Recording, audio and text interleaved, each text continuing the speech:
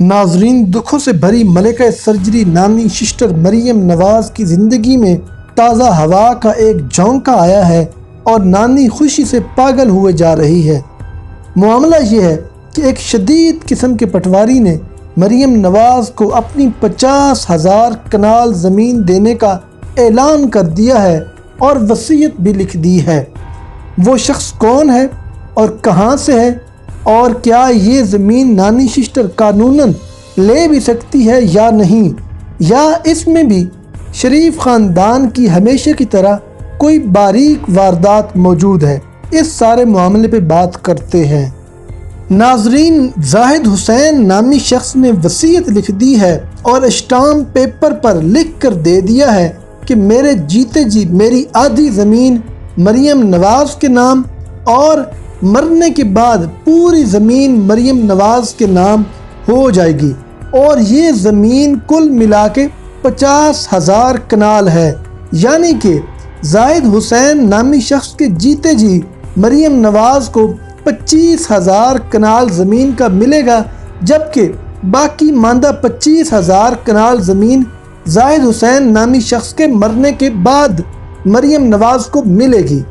تو عین ممکن ہے کہ یہ شخص قریب المرگ ہو اور بہت ہی جلد مریم نواز کو 50,000 کنال زمین مل جائے،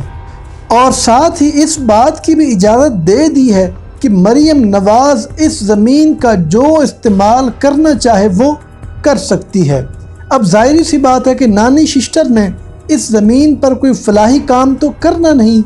اگر کرنا بھی ہوا تو شاید صرف اپنی سرجری کے لیے کوئی VIP قسم کا ہسپتال بنا دے۔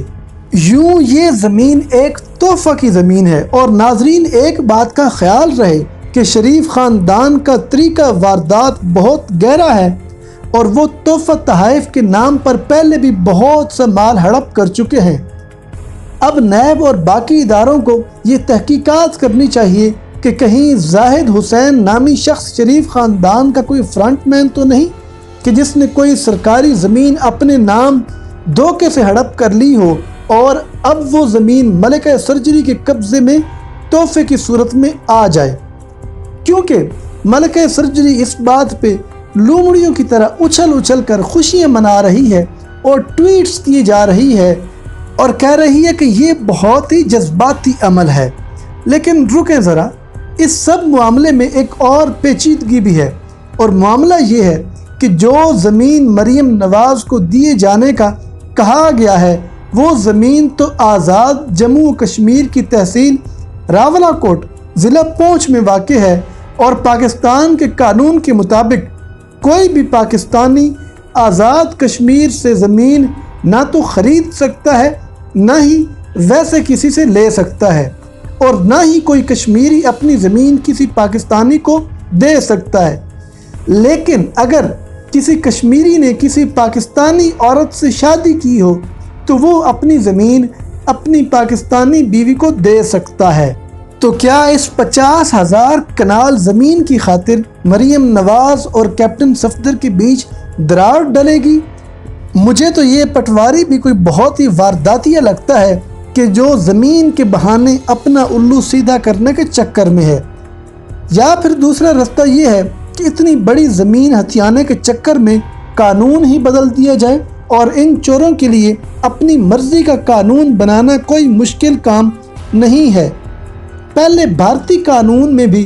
یعنی 370 اور 35A کے تحت کوئی بھی بھارتی مقبوضہ کشمیر میں زمین حاصل نہیں کر سکتا تھا، لیکن مودی نے یہ قانون ختم کر دیا، تو کیا پاکستان میں بھی ایسا ہی ہوگا؟